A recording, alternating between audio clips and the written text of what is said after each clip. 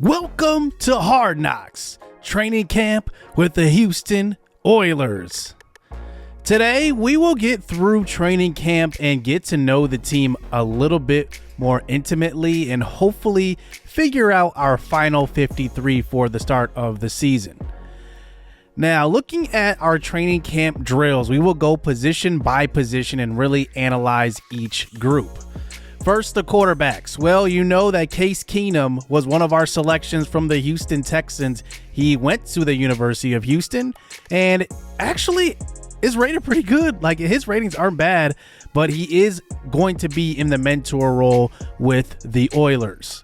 Now, who will he mentor, though? Hopefully our quarterback of the future in Dorian Thompson-Robinson. I'm hoping they get a face scan in here. I don't know what's going on here.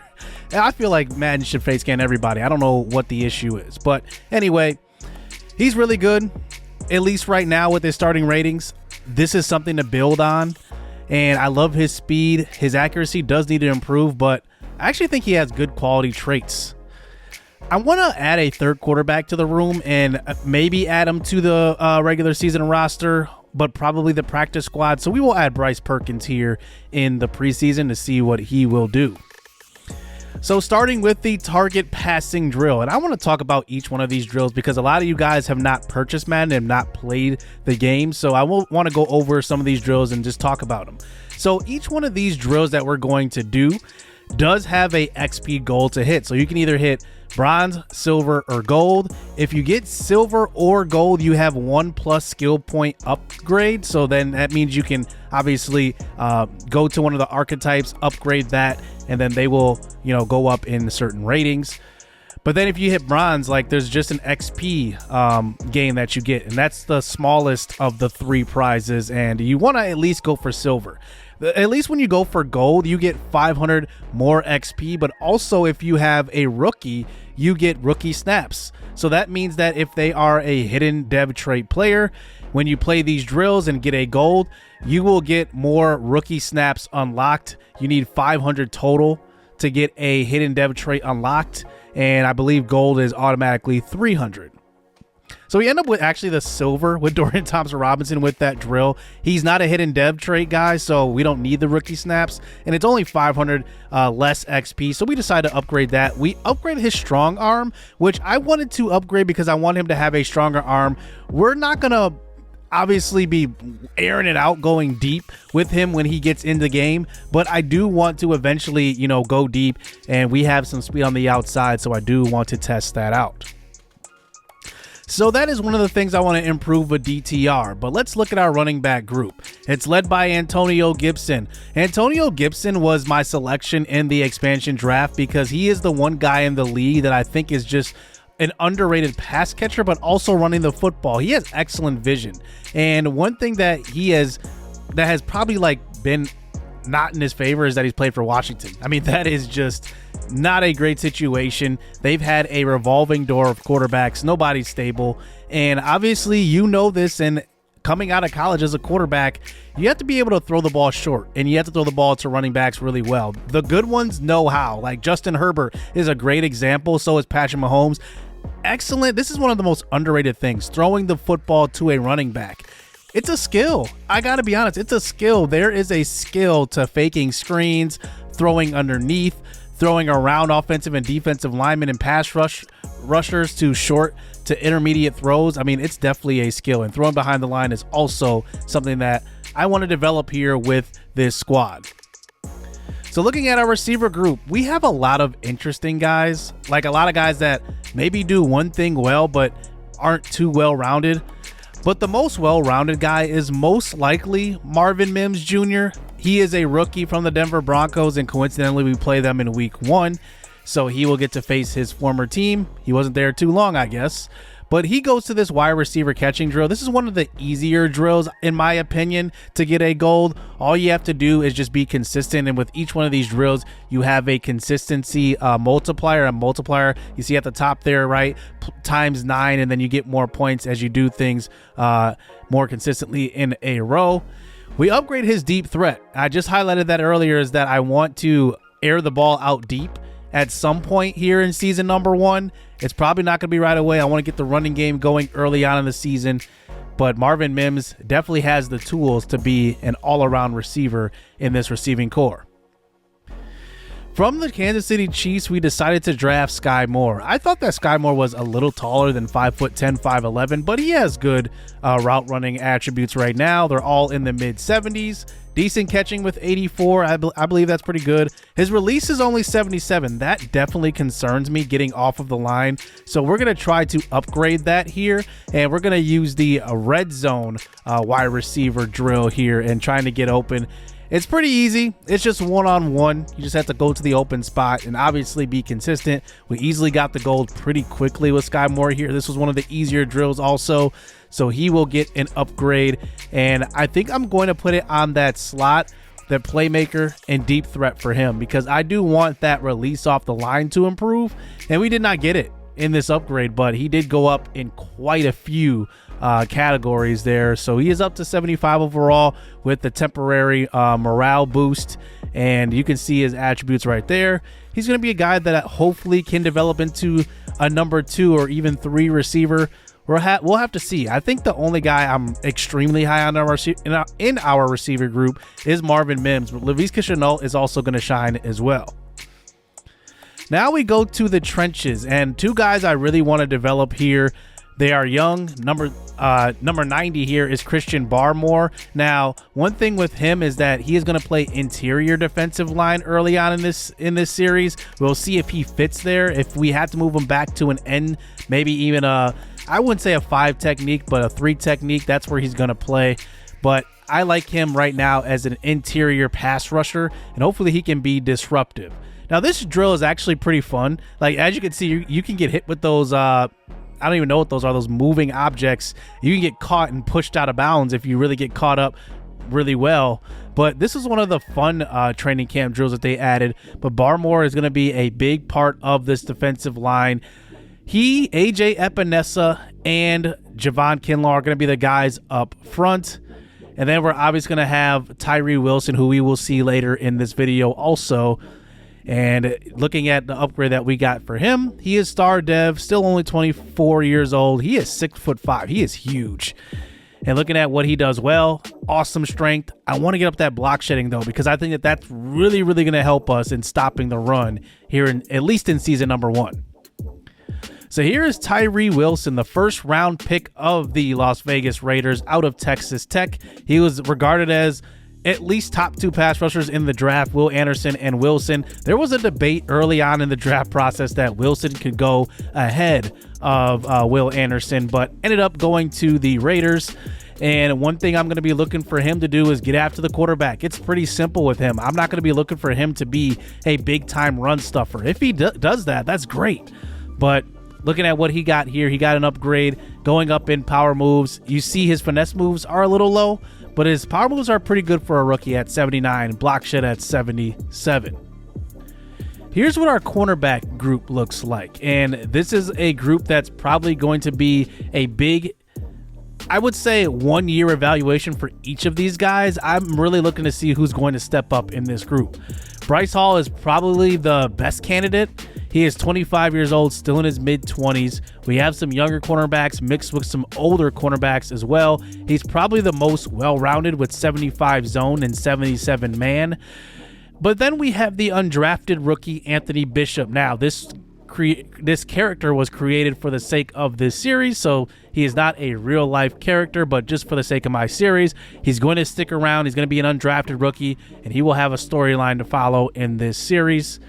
And I'm going to first go with Bryce Hall here with the cornerback drill. I actually like this one guarding the receiver, but the thing is though, they show you the route, so it's pretty easy to follow. As you can see, we are guarding Marvin Mims. He now has the correct uniform number at 83, Marvin Mims that is. But Bryce Hall is going to assume the number 1 cornerback position to start out this series. And we will upgrade his man-to-man. It is a scheme fit, but I do want to play some man coverage because I've just been doing some testing, and I think that man coverage will probably give you the most benefits. It's also probably the riskier type of defense you can play because obviously you can get toasted by the all-Madden CPU, but he's up to 77 man, 78 zone. Then we do the next drill with Anthony Bishop, and Bishop is a really good tackler, terrible at coverage.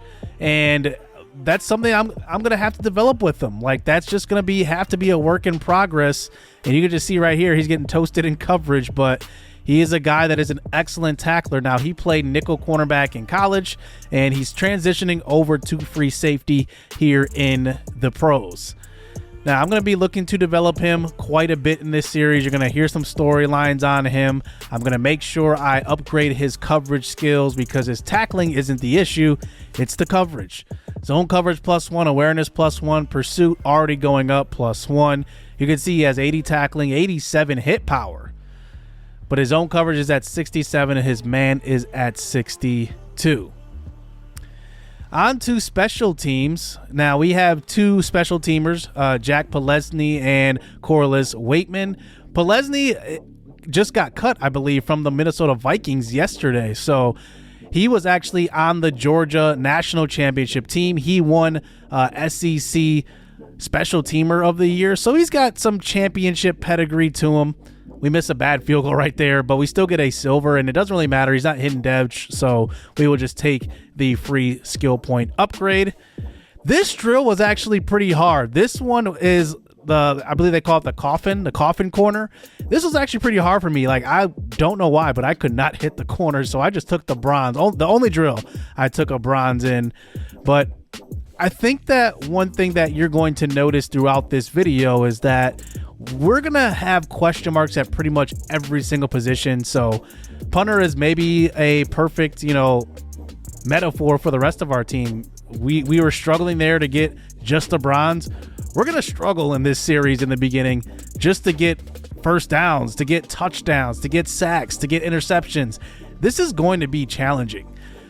So we'll get to evaluate all players here in the preseason, and we start here versus the 49ers. This game is at home as well, so we will get to see Oil Rig Stadium for the first time. How about this sold-out crowd in the preseason? They are excited for the Oilers to come back to Houston. Now, the sound will be fixed in the next game that we're playing. I had the announcers on, so the volume is a little bit lower than normal games, the crowd noise that is, and the player on the field noise. So we're going to have that pretty low for this first game. But we will watch the opening drive for both teams to start out this game. So here is Brock Purdy assuming that starting job here for the 49ers to open the season. His first pass is out to the acquisition at the trade deadline last year in Christian McCaffrey. Can McCaffrey put together a full season of being healthy? Here he gets a carry. That is a big time run for a gain of 20 yards. Sidney Brown, the rookie out of his brother was Illinois. Why can I not think of the school he went to? Both Sidney Brown and Chase Brown are on this roster, by the way. The twins, they are. And what's funny is that they do not have the same image or at least face on this game, which is hilarious. They're literally identical twins. Here is Deebo Samuel. He gets a catch, breaks free for the touchdown. Well, what a start to the preseason. Giving up a 60-plus yard catch to Deebo Samuel, breaks a tackle. Is our tackling going to be an issue? So far, it is. Deebo Samuel obviously is an all-pro caliber receiver. Obviously played some running back as well when they needed him to, but that was just awful tackling. Awful tackling. And here comes the offense out onto the field. After the kickoff, Laviska Shenault will be the returner as he takes it at about the 1 yard line, gets tackled at about the 18. Starting this game will be Dorian Thompson-Robinson. I want to see what the rookie has, and we'll see if he can lead a couple of nice drives here. Really, I want to see flashes. That's the main thing.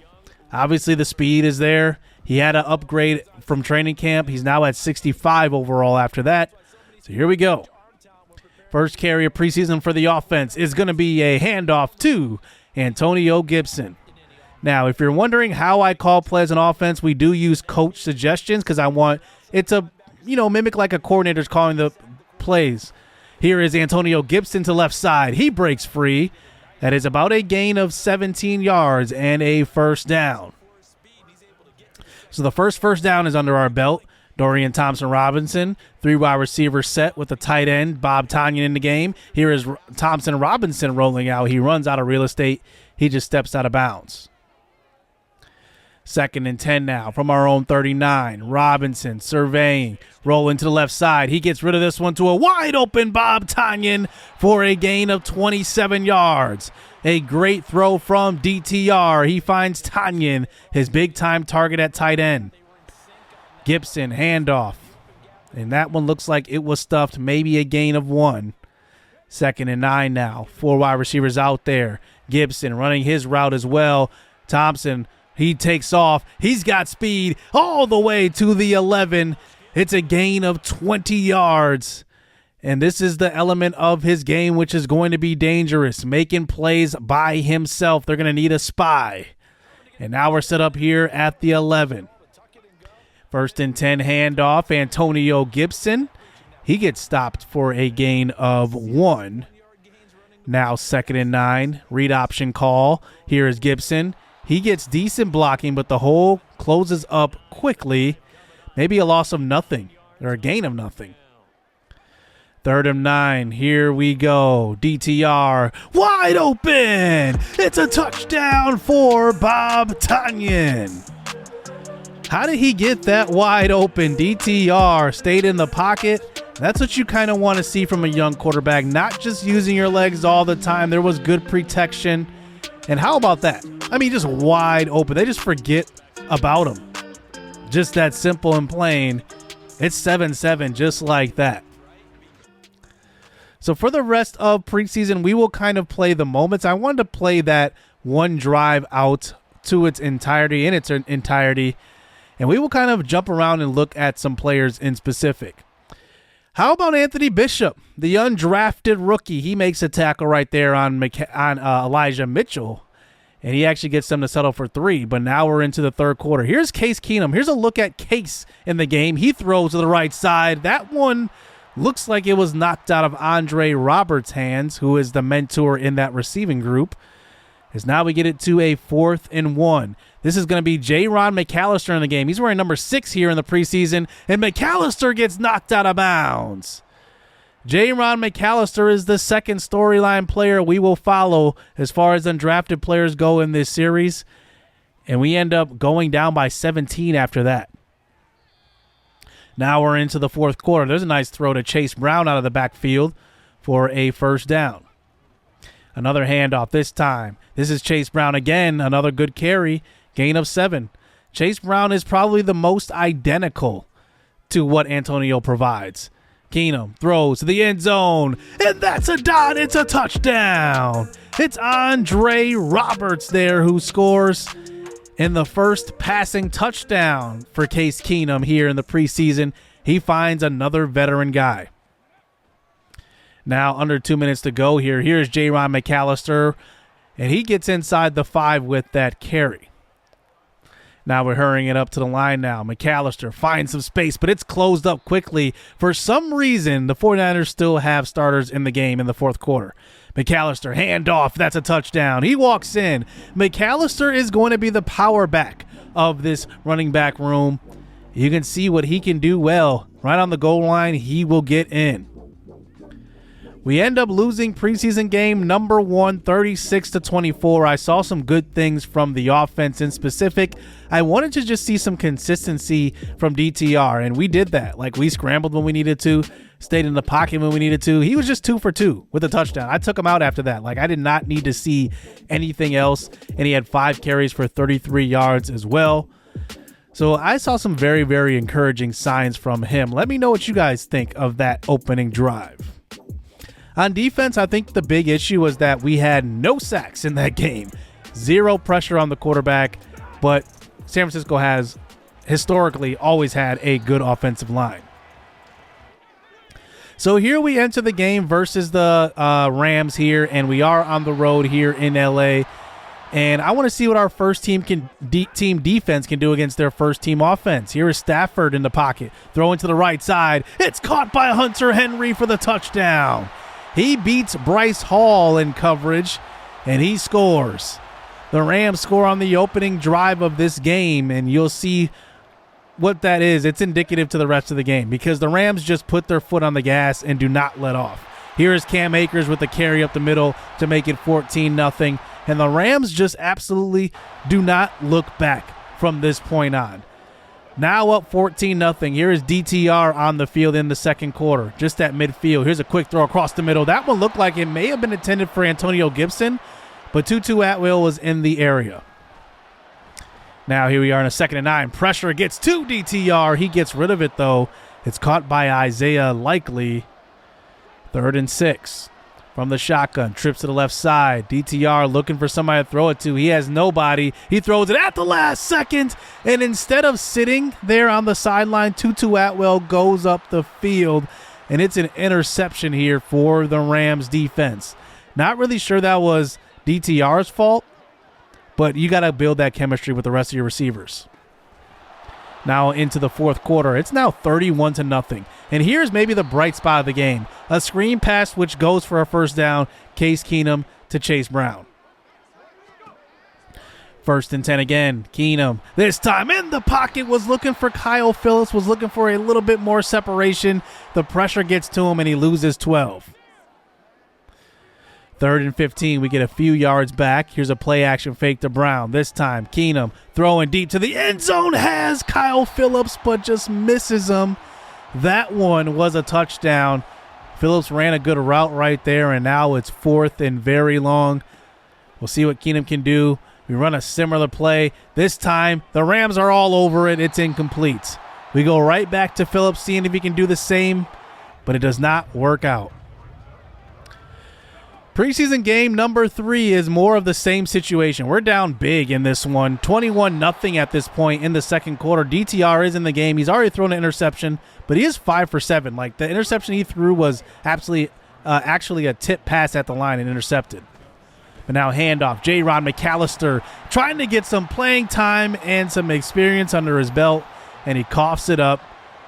And this game was just out of hand early and often. We go down 34-0. Case Keenum is in after that drive, and he really just needs to get some veteran leadership on the field. I mean, that's the thing. We are going to be a young team. We're going to make mistakes. We're going to need guys like Case to bring us up. 4th and 10, 34-0 throw to Andre Roberts. It's picked off by Wilson, and that will really complete the preseason here for the Houston Oilers. I didn't want to go too far in depth with the preseason gameplay. Just wanted to show flashes, and you can see we're going to make some mistakes this year. We're going to be in some close games. We're going to be in some blowouts. It's going to be all over. But really, I just want to build up this culture, and it's going to start with the running game. We're going to run the ball quite a bit to start the regular season. Obviously, I want to see what Dorian Thompson-Robinson can do with his legs. And I also want to add some depth because there were a lot of transactions going on in the preseason. A surprising one, Michael Carter was cut from the Jets. I would think that they would keep him for the depth, but they decided to let him go. Greedy Williams was released from the Eagles, and I definitely took a look at this one. Greedy Williams is 25 years old, obviously a former first-round pick, hasn't quite lived up to the hype, but he's still got a lot of potential. 93 speed. He's got excellent height for a cornerback at 6'2". He can move. He actually isn't a bad cover corner as far as attributes go in this game. I'm going to sign him to the active roster. I think we can get something out of him. Then I decide to add a mentor to this cornerback group, something we do not have, just to get some extra XP. And I like Chris Harris Jr., one of my favorite cornerbacks of all time. I'm a Broncos fan, by the way, but he can play slot cornerback, and he also has that bridge player and mentor motivation/tag, and we will sign him, and he will hopefully get our young cornerback group some extra XP. Bryce Perkins actually is not eligible for the practice squad, so I end up actually releasing him. But now that brings us to the end of training camp, the end of preseason, and into the regular season. Let me know what our goal should be, 4 games or 7 games. That's what I'm probably thinking what our goal should be here in season 1. But right away, we play a divisional opponent. We are in the AFC West. We play the Denver Broncos. We'll see if Russell Wilson can bounce back after a lackluster season in his first season in Denver. But then one guy we have to stay away from, Patrick Surtain II going into his second season. He's going to be amazing. His third season, actually. He's going to be amazing here with this defense this year. Probably an all-pro season. That's probably what I'm predicting, but we'll see. So the Oilers will start out their journey at Denver. And then we play the Bills, Steelers, and Chargers. So a rough couple of weeks to open the season, but we are up for the challenge. Let me know what your predictions for the season are, or any tips or suggestions that you see with the roster right now. And we're going to get this season started right away. Hit subscribe, hit that like button. Hope you guys enjoyed the intro. Hard Knocks with the Houston Oilers. Stay tuned. Let's get it. Let's go. I'm about my pledge. I'm decked up on blue bills, and I won't stop until the cash pit look like fall leaves in a backfield. Tell her out of my face if she coming with that bull. Quick to say my piece, I'm so after school special. She brainy, but them jeans looking like